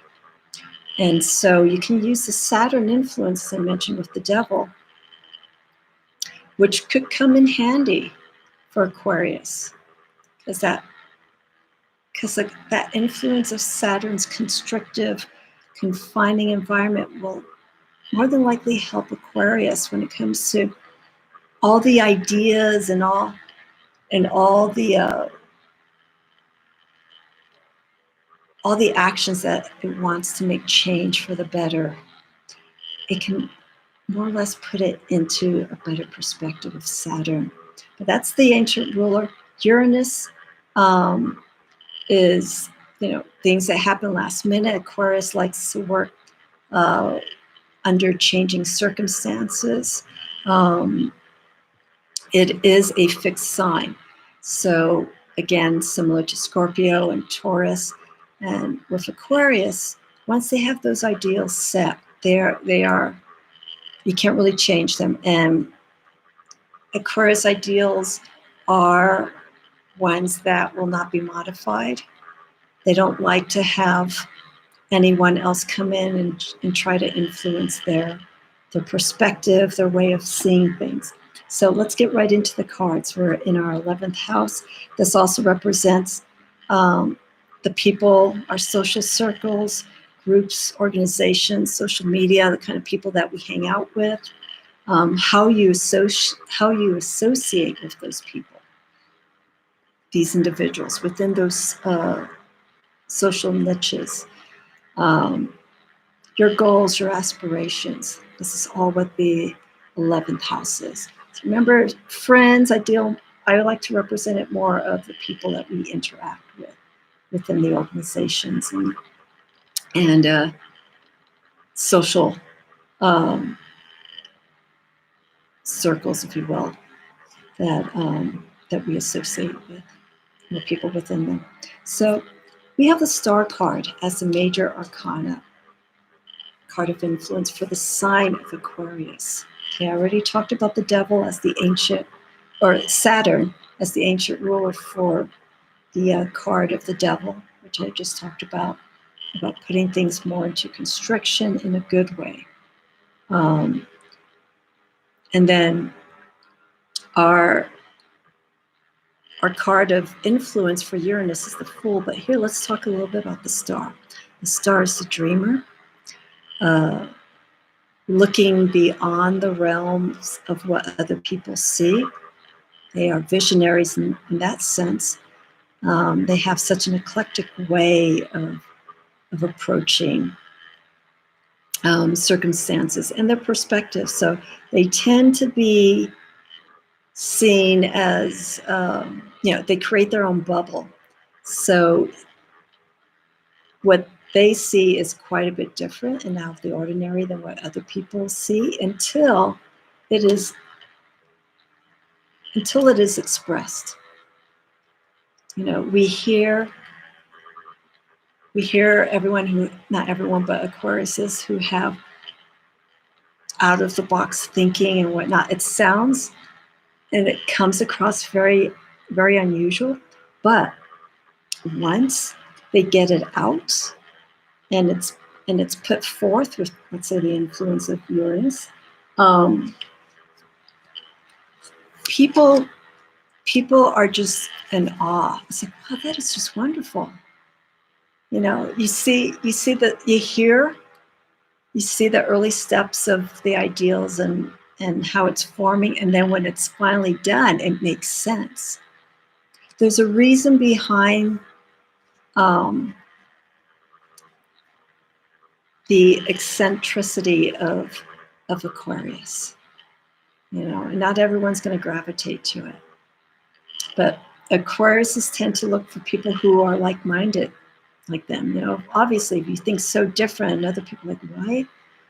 You know, why you see green when it's clearly blue? There's a reason why this person sees that situation that is not maybe keenly obvious to someone else. So they, again, with the 11th house, social circles, people that you interact with, you want to find people that are like-minded, that share some similar interests. And that influence comes with the star card, with the sign of Aquarius. And then, as I mentioned, with the devil, Saturn's putting those ideas, those thoughts, putting it more in a confined way. So don't have all these ideas floating around. You need to have everything come into some form of conformity. And I know Aquarius doesn't like conformity, but I feel Aquarius will work with that Saturn energy if needed when it comes to fulfilling a goal. So here we have the Uranus influence. As I mentioned, it's things that just haphazardly happen. They're adventurous, risk takers. They don't listen. They only follow what they within themselves. I don't know. Australia. Let's just do it. You know, without thinking about any of the financial aspects. They are moved by that. They are moved by their inner spirit, their inner calling, that they feel there is a need to go and explore what's out there and get, you know, and with people as well. You know, it's like, yeah, let's go ahead and do something completely different. That's the Uranus spirit influence for Aquarius. All right, so we have our next three cards, and the last card, as I mentioned, this is the middle of the season, so we're on winter. For Aquarius, midwinter. So it's 5, 6, and 7 of swords. And this is again from the pagan otherworlds. So 5. You know, each decks have different visual depictions of each of the suits in the minor arcana.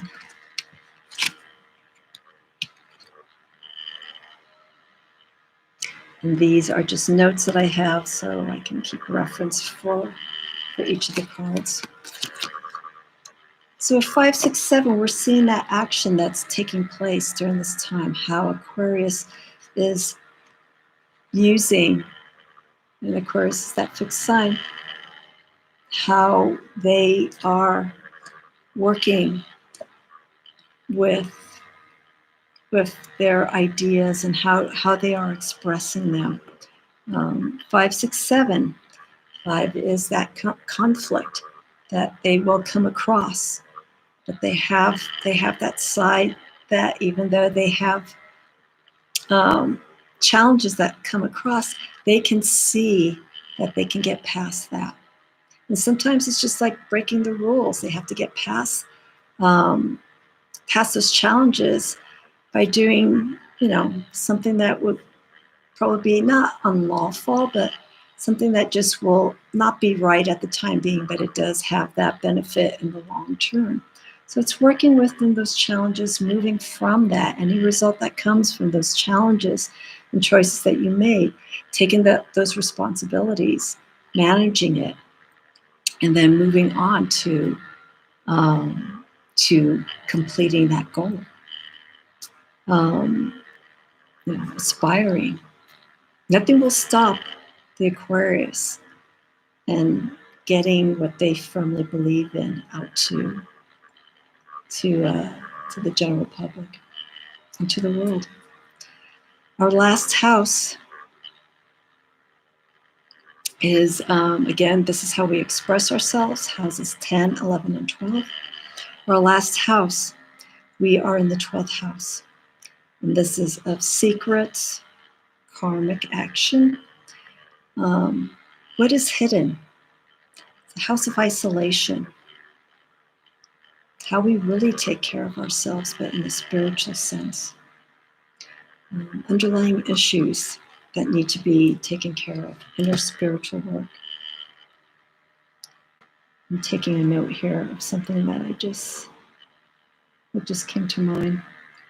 So with the 12th house, Jupiter was the original ruler in this 12th house. It's the ancient ruler. But now its ruler is in Neptune. So I'm not going to show the cards again, but with Jupiter, we see the Wheel of Fortune. Okay, and again, the Wheel of Fortune deals with previous actions that have taken place. Again, luck, abundance, being optimistic. But let's focus on its ruling sign and planet. Ruling planet's Neptune, and its ruling sign is of Pisces.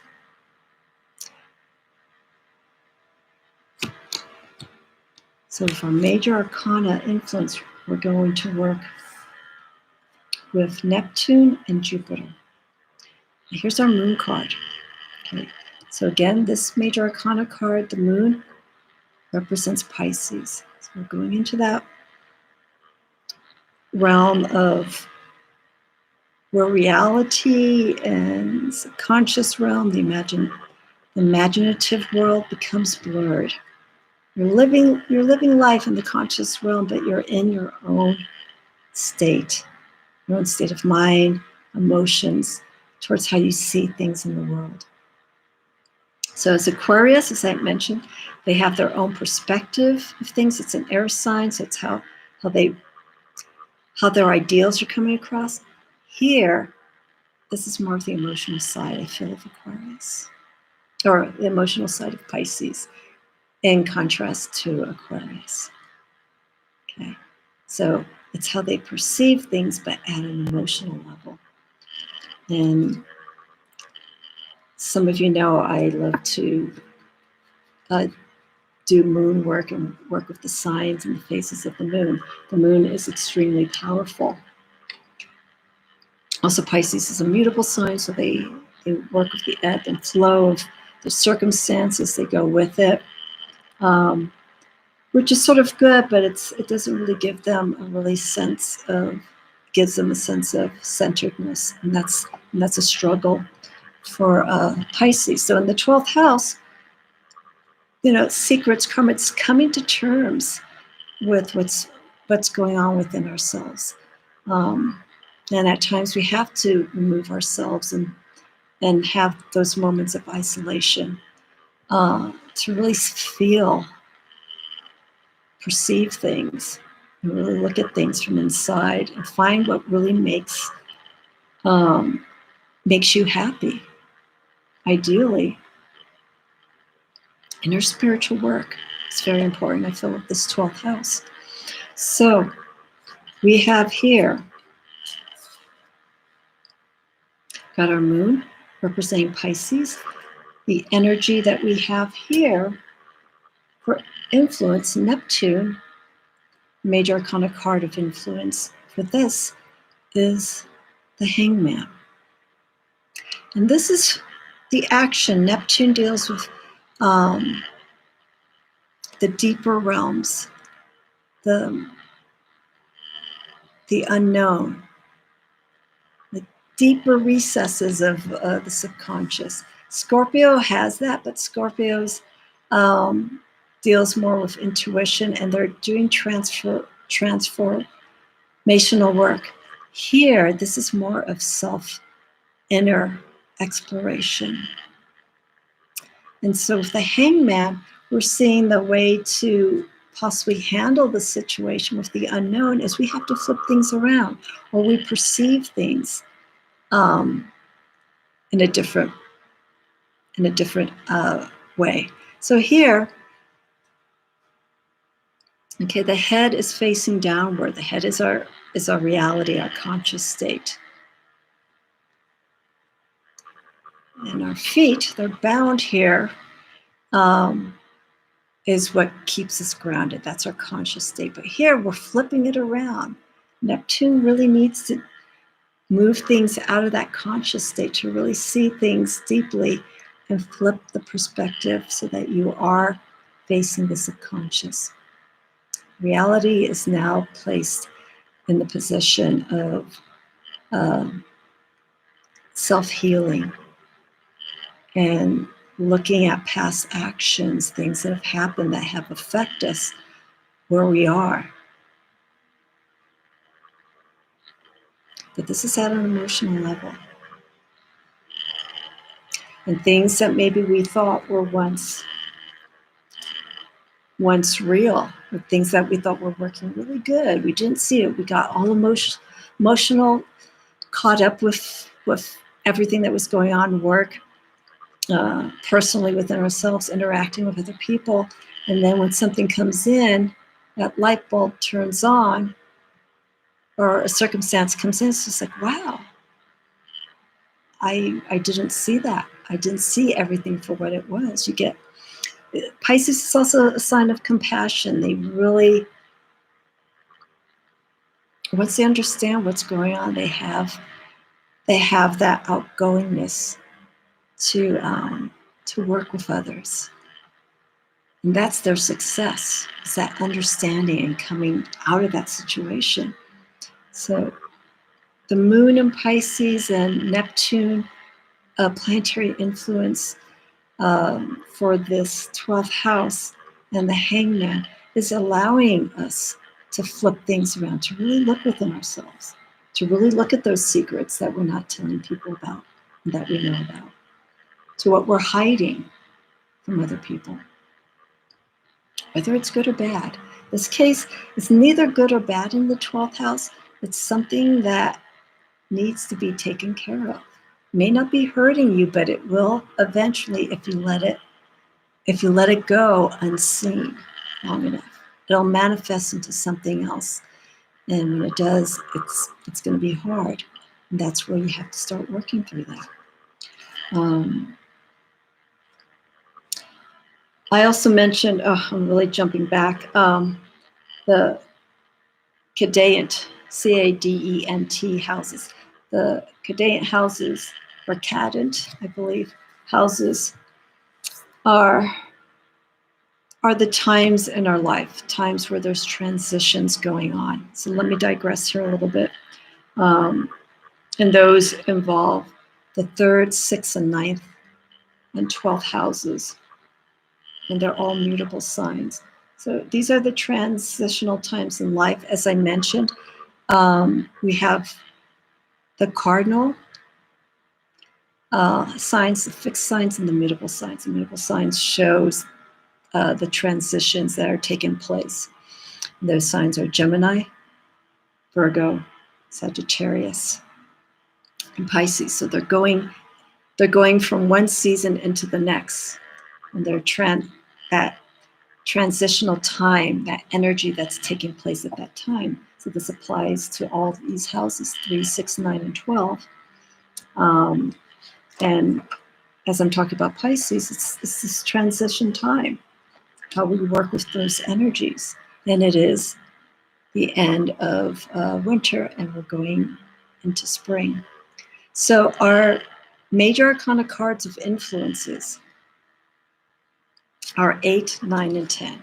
As I mentioned in all the suits, 8, 9, and 10 represents the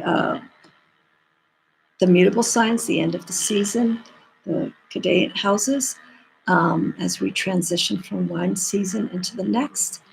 And so here is, one second. So how we deal, 8 of Cups.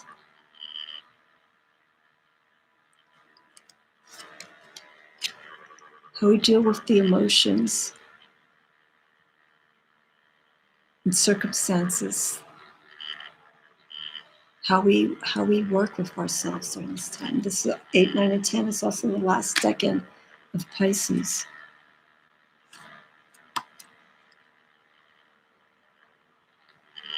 Once we've worked through the secrets, pain that may come from it, acknowledging what went wrong, and moving on from that. I'll show you here really quickly here. Ten of Cups shows the lessons that were learned, how in the success that came from it, you found happiness. And how you take that happiness and apply it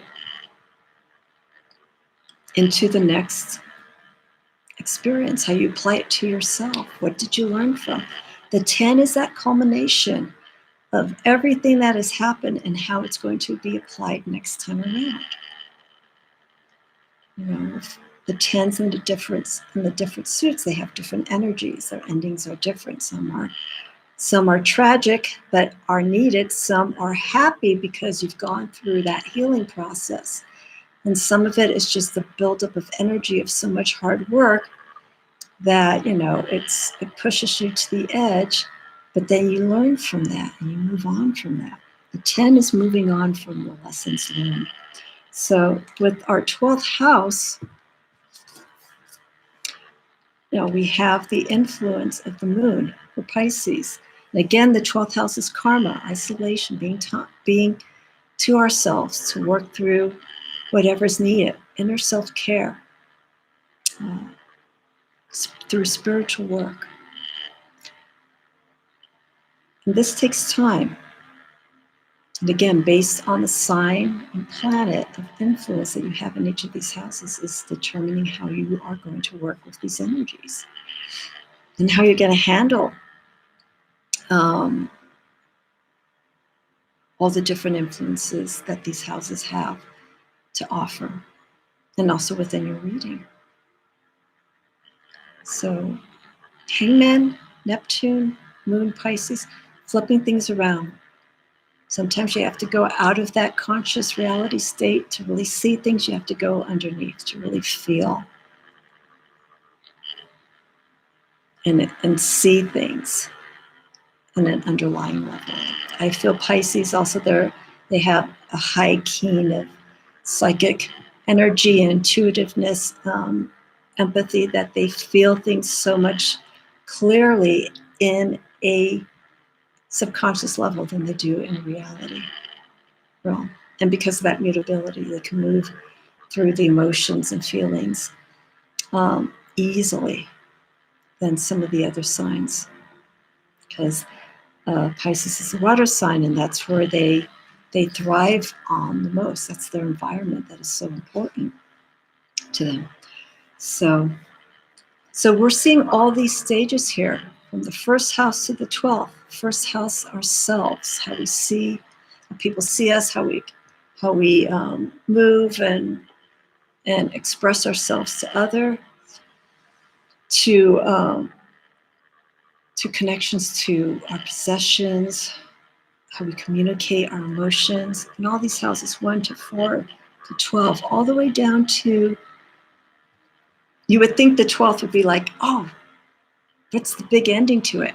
The 12th is actually just the realization of the experiences that you've gone through houses 1 through 11, and what you've taken from it, and to come to terms with it,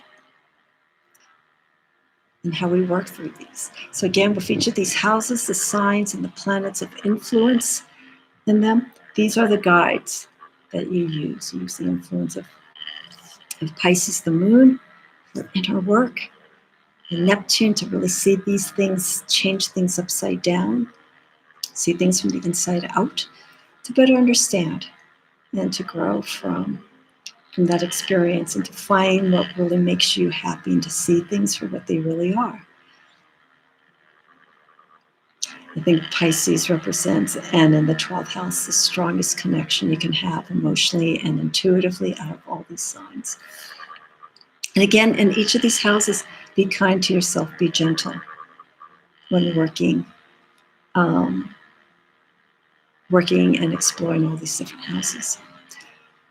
All right, I did it. So those are the 12 houses with their planetary rulership and sign rulership. And the major arcana cards of influence for each of these houses, and the minor arcana card of influences for each of the signs that are represented in these houses. And these readings or these planetary influences and signs and the decans puts deeper meaning into your readings. And that's why I'm doing these astrological houses and the planetary influences and the sign influences in the tarot series, to show that you can go deeper with your tarot practice and incorporate these aspects. And I feel when you're working with the 12 houses, learn each house. You know how I broke each of these houses down? Through signs, planets, the major arcana cards of influences, the minor arcana decans. Break each of these houses down individually and spend time with these. You know, like the 12th house is ruled by Pisces. We're ending the astrological year. We're going to start the new one in Aries. Take that astrological house and look at it. Break it down with Pisces, the moon, the hangman, and all those decans associated with it, 8, 9, and 10. And just look at it. And just you can use that as a guide. It's like, okay, what's my 12th house exercise? Is by going through these cards. The first house in the Aries, when it comes to the month of March, you can do that. Or for the month of April, you can work on those. So there's different approaches that you can to work with the astrological houses, so you can learn and apply it to your tarot readings. Okay, this is a long one. I will break these up into segments. There'll be 12 segments to focus on each of the houses. And so I will timestamp those so that you can look at those individually. Stop, take notes if you want. Please leave comments. I am open to hearing any questions that you have. All my information to reach me is in the description. And I think this is going to wrap it up. I've covered the astrological decans. I've covered the relationships of astrological signs and planets with the tarot, major arcana, or sorry, the minor arcana decans, astrological decans in relation to the tarot. And also there's a book, I need to show this because it is very important. A few years ago, there's a book called 36 Faces, released by Austin Coppock. And he talks about the 36 decans, but from an astrological point of view. This book is from T. Susan Chang, that I just got a few days ago, which talks about the astrological influences in the minor arcana tarot, the decans. And she brings a little bit of history, but she focuses mainly on the decans themselves and the astrological influences of each of these minor arcana cards. So when 36 Faces comes out, which is supposed to be sometime this year, these two books are going to be my complementary guides when it comes for doing astrological work with the signs, planets, and the decans. So I'm really looking forward to that. This book was just released, 36 Secrets, so it's available on Lulu, I think, is T. Susan Chang's primary site to order it, and you can also get it on Amazon. So there are many resources there. So I feel like I've covered everything astrologically that I'm going to be working with the tarot. So I want to say my series is probably wrapped up. So this is a good way to end it with the houses and to break things down with the planets, the signs, and the decans all in one. So I hope you are able to watch bits and pieces of this or all of this at your convenience. And I will at some point offer courses where we can break down specifically all the decans, all the signs and the planets with the tarot, and to learn from it. So with that, thank you so much for watching, your patience, for spending time and going through these time-stepped episodes or sequences that I have for the decans. I look forward to hearing from you, and I will be doing more videos soon. I'll probably be moving a little bit less from astrology and focusing more on different aspects of the tarot and my metaphysical practice, just to take a break for a little bit. It's a good way to end the astrological year too, by doing this cycle and ending it in the month of Pisces. Alrighty, have a wonderful day, evening, everyone. This is Amy of the Mystic Rose Tarot.